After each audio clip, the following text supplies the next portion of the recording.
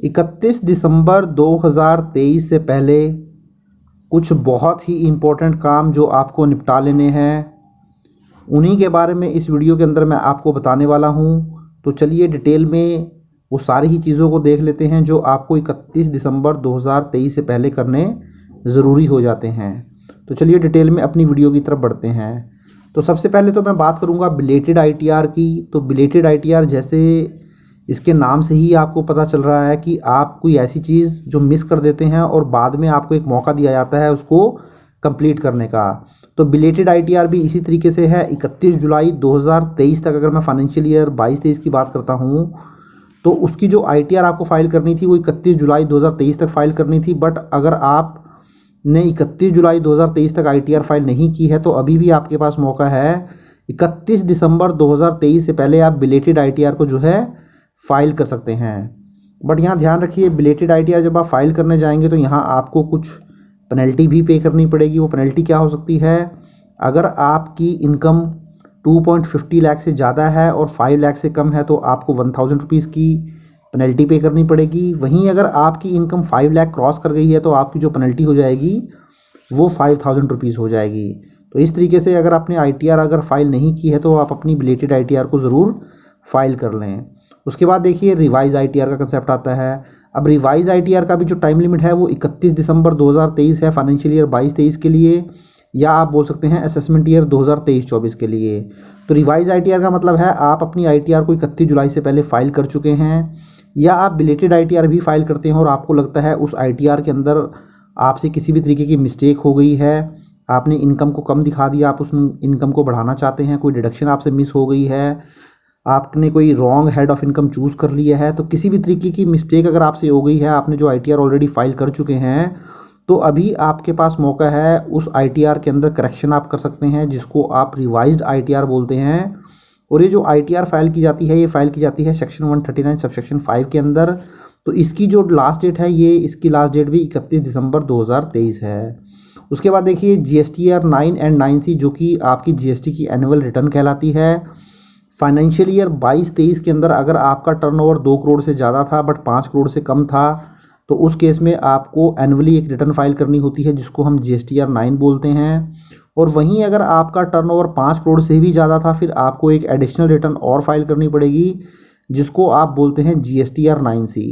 तो इसकी जो टाइम लिमिट है इसकी टाइम लिमिट भी फाइनेंशियल ईयर 22-23 का जो भी आपका डेटा होगा रिटर्न से रिलेटेड तो 31 दिसंबर 2023 तक इसको भी आप फाइल कर सकते हैं।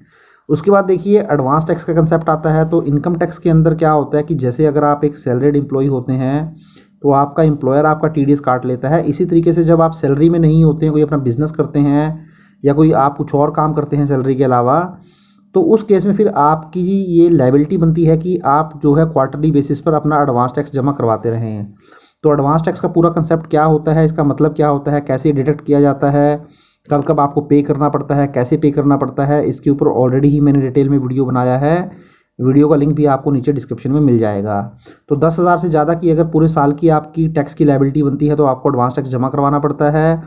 वैसे तो एडवांस टैक्स क्वार्टरली जमा होता है और इस क्वार्टर की अगर मैं बात करूँ तो 15 दिसंबर जो है वो लास्ट डेट थी इसकी जमा करवाने की। बट स्टिल अगर आपने अभी डिपॉजिट नहीं करवाया है तो आप इसको डिपॉजिट करवा लें, क्योंकि अगर आप एडवांस टैक्स डिपॉजिट नहीं करवाएंगे तो जब आप इनकम टैक्स के रिटर्न को फाइल करेंगे तो वहाँ पर आपकी जो भी टैक्स लायबिलिटी बनेगी दोस्तों, तो वहाँ पर आपको सेक्शन 234B और सेक्शन 234C के अंदर जो है इंटरेस्ट पे करना पड़ता है, जो कि आपका 1% या 1.5% पर मंथ के हिसाब से आपके ऊपर चार्ज किया जाता है। तो इसलिए आप एडवांस टैक्स भी जो है क्वार्टरली डिपॉजिट करवा दें और वो वीडियो जो है आपको नीचे डिस्क्रिप्शन में मिल जाएगी, आप जाएँ और देख लें।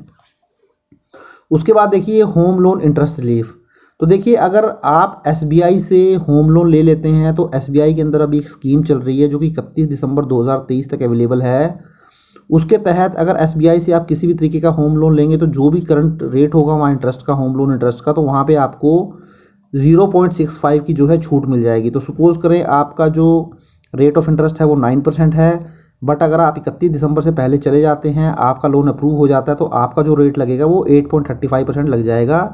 तो 0.65% का जो है आपको रिलीफ दे दिया जाएगा आपके होम लोन इंटरेस्ट के ऊपर। इसी तरीके से लॉकर रिन्यूअल, तो बहुत सारे आप जानते ही हैं, बहुत सारे जो पर्सन्स होते हैं वो अपने लॉकर्स जो है वो रखते हैं बैंकों के अंदर। तो ये जो बैंकों के अंदर आपने लॉकर्स रखे होते हैं, इनके भी लॉकर एग्रीमेंट होते हैं जिनको रिन्यूअल कराना बहुत ही ज़रूरी होता है। अगर वो लॉकर एग्रीमेंट को आप रिन्यूअल नहीं कराते हैं और इस केस में कुछ बैंक के अंदर मिस हैपनिंग हो जाती है तो वहाँ पर आपको दिक्कत आ सकती है। तो इसीलिए आप भी 31 दिसंबर तक अपना जो भी बैंक के अंदर अगर आपने कोई गोल्ड वगैरह रखा हुआ है, कोई इंपॉर्टेंट डॉक्यूमेंट्स आपने रखे हुए हैं, तो वहाँ पर जो भी आपके डॉक्यूमेंट रखे हुए हैं या ऑर्नामेंट्स रखे हुए हैं, उनको लेकर अपना जो भी लॉकर का एग्रीमेंट है उसको ज़रूर रिन्यूअल करवा लें। इसी तरीके से देखिए nominee for current and demat account.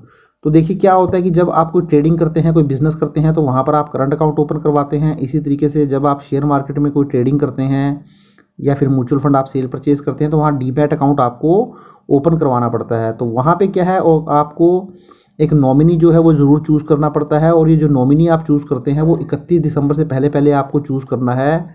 इसमें देखिए होगा क्या, अगर आप 31 दिसंबर तक आपने नॉमिनी चूज़ नहीं किया है तो वो आप नॉमिनी ज़रूर उसमें चूज़ कर लें। अपने जो भी आपका डीमैट अकाउंट है जहाँ पर भी, या फिर आपका बैंक अकाउंट है, वहाँ पर आप संपर्क कर लें। क्योंकि अगर आप यहाँ पर नॉमिनी को चूज़ नहीं करते हैं तो उसके बाद क्या होगा, 31 दिसंबर के बाद आपका जो डीमैट अकाउंट है या फिर ट्रेडिंग अकाउंट आपने करंट अकाउंट ओपन किया है उसको जो है फ्रीज़ किया जा सकता है, वहाँ पर आप ट्रांजैक्शन को नहीं कर पाएंगे। इसी तरीके से आधार कार्ड, तो आधार कार्ड को हर 10 साल में एक बार अपडेट करवाना ज़रूरी होता है। तो अगर आपके भी 10 साल कंप्लीट होने वाले हैं तो उस आधार कार्ड को आप अपडेट करवा लीजिए 31 दिसंबर 2023 से पहले। उसके अंदर कुछ भी चीज़ आपकी अपडेट हो सकती है, जैसे एक तो आपकी फ़ोटोग्राफ है वो अपडेट हो जाएगी, कोई एड्रेस वगैरह अगर आपका चेंज हुआ है तो वो अपडेट हो जाएगा। तो आधार कार्ड को अपडेट कराना बहुत ही ज़रूरी है। इसी तरीके से inoperative UP IDs will be closed.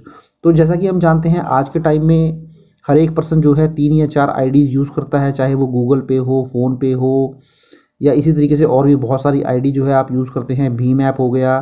तो अगर एक पर्सन कई सारी आईडी यूज़ करता है और उसको 1 साल से ज़्यादा हो चुका है तो उसमें आप ध्यान रखें 31 दिसंबर से पहले पहले जो है आपको कोई ऐसी आईडी अगर आपकी है जिसको आप यूज़ नहीं करते हैं तो वो क्लोज़ कर दी जाएगी।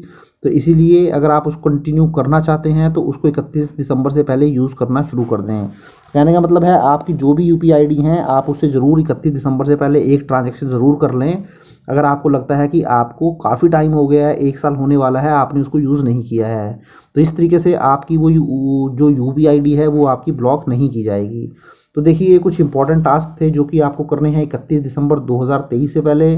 तो वीडियो बहुत ही इंपॉर्टेंट है, तो आप इस वीडियो को ज़्यादा से ज़्यादा शेयर करें। वीडियो अच्छा लगा है तो उसको लाइक करें, और चैनल को सब्सक्राइब नहीं किया है तो चैनल को भी ज़रूर सब्सक्राइब कर लें। Thank you very much, have nice day, take care.